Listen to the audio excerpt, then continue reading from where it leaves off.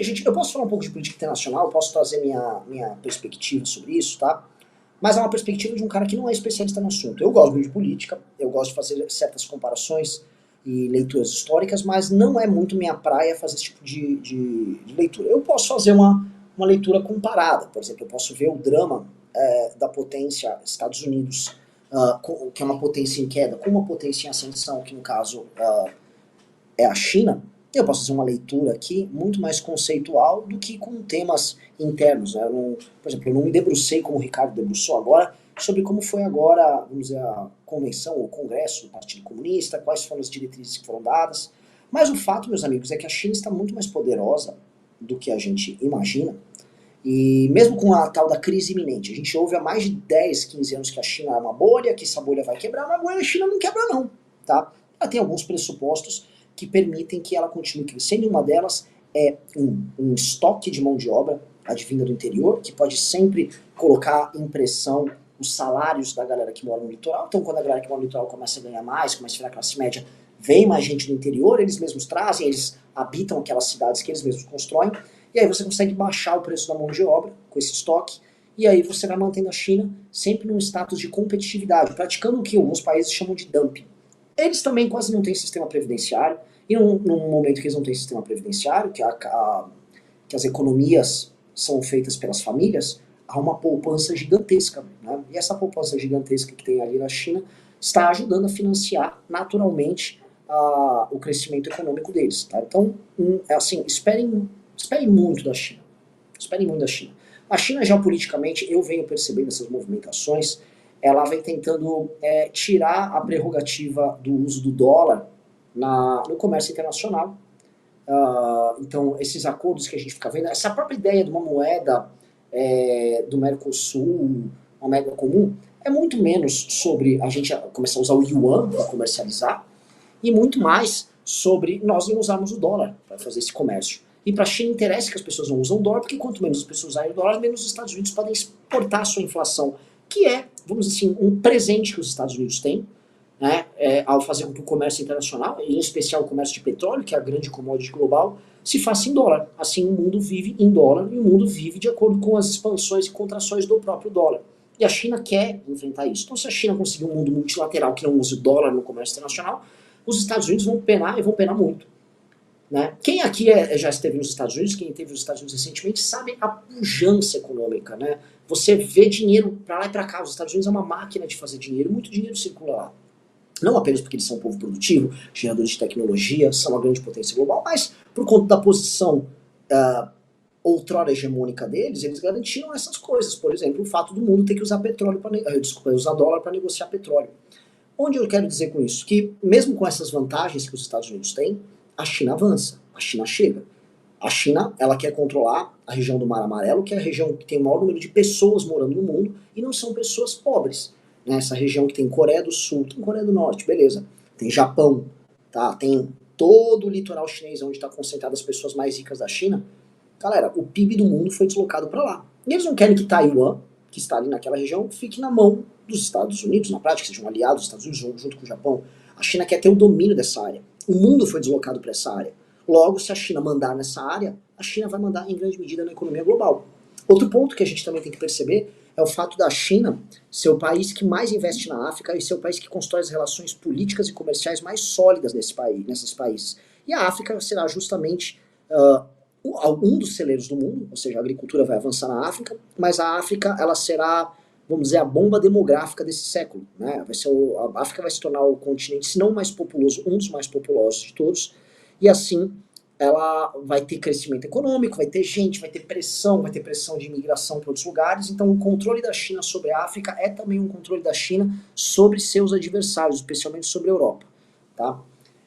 Então a gente tá vendo aqui, eu sei que muita gente quer acreditar que é alien, né? Eu adoraria, assim, eu sou bem sincero, eu adoraria que fossem aliens. Mentira, eu morro de medo de aliens. Seria uma situação horrorosa. Mas eu, em grande medida, creio que a gente vai se aproximando de um quase clima de Terceira Guerra Mundial. E a armadilha de Tucídides, que é basicamente esse conflito quase iminente entre a potência hegemônica em declínio versus a potência em ascensão desafiante, se a gente cair nela, a gente vai ter um monte de guerra, né? Aquele período da Guerra do Peloponeso, que foi uma guerra entre Esparta e Atenas, foi muito doloroso para a Grécia. E na prática, tanto Atenas e Esparta se destruíram, Tebas veio, botou ordem na casa em um determinado momento, mas na verdade, um povo que na prática não era grego, né? Não era um deles ali, que eram os macedônios, ele viu aquilo, se organizou e tomou a bagaça toda. E eis que surge Alexandre o Grande, meu grande herói, e fez o que fez. Né?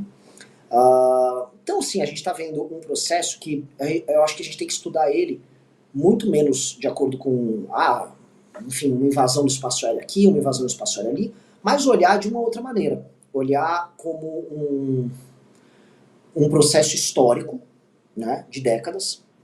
Talvez grande erro histórico, que foi o grande erro americano de jogar sua capacidade industrial toda na China e financiar a China e transformar a China no seu grande aliado. Os Estados Unidos poderiam ter distribuído isso, em grande medida, por outros países, dentre eles o Brasil.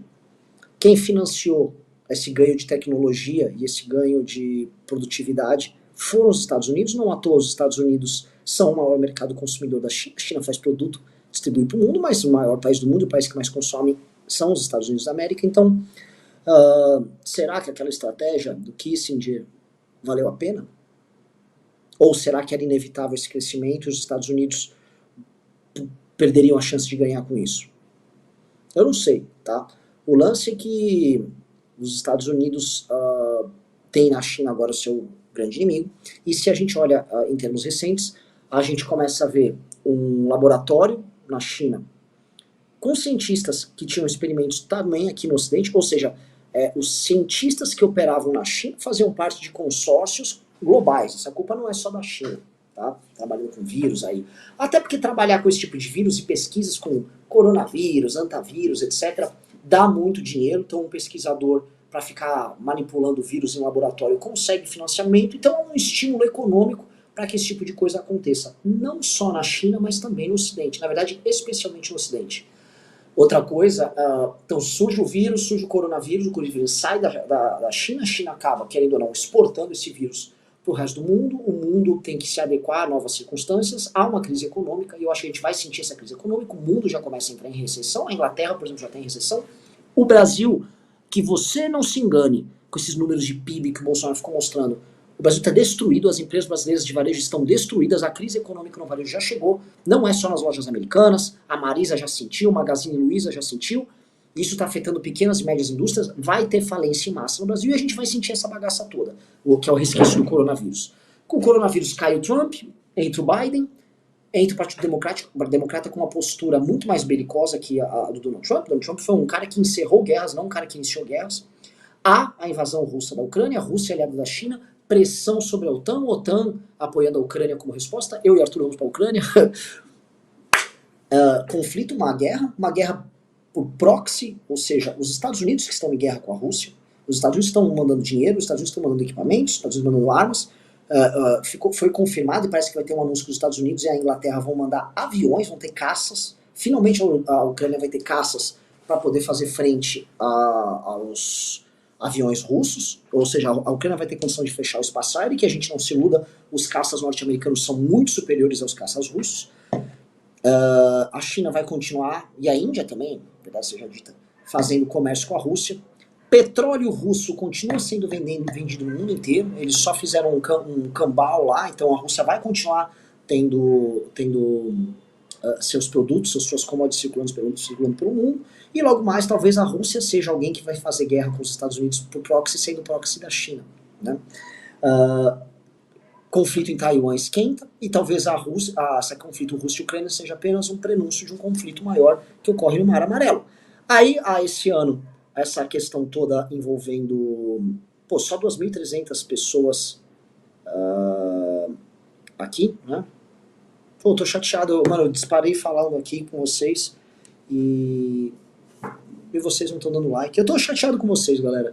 A audiência nós estamos subindo muito, mas ela começou a dar uma caída esses dias. Acho que é uma falta de pauta aí e tal, mas trabalhamos tanto, cara. Mas não vou dizer mais, vamos continuar aqui. Então o cenário, galera, se a gente olhar e colocar em perspectiva que, esse conflito entre China e Estados Unidos é um conflito iminente pela própria natureza da tensão entre uma potência declinante e uma potência ascendente. 2, evento coronavírus. 3, evento Rússia. É óbvio que tem uma coisa acontecendo aí. E 4, né, eu falei na live de tarde hoje com o Arthur, mas eu acho que vale a pena a gente aprofundar. O fato de tantos artefatos terem invadido o espaço aéreo americano retira um pouco aquela mítica da inviolabilidade do território americano. Os americanos estão percebendo que dispositivos conseguem entrar lá. E se um desses dispositivos carregasse uma bomba atômica? Eles não foram captados, eles estavam dentro do território americano. Então, o mito da inviolabilidade do território americano é um mito. Eu tenho certeza que agora eles estão naqueles... Ele não deve estar no DEFCON, né, que é o, vamos dizer, os alertas dele no mais baixo. Eles estão agora tendo que pular, tipo, e agora? Tal. Então, a partir do momento que a potência americana passa a sentir que ela está sendo acossada, tá? Isso é estranho, tá? Estamos vivendo um novo momento.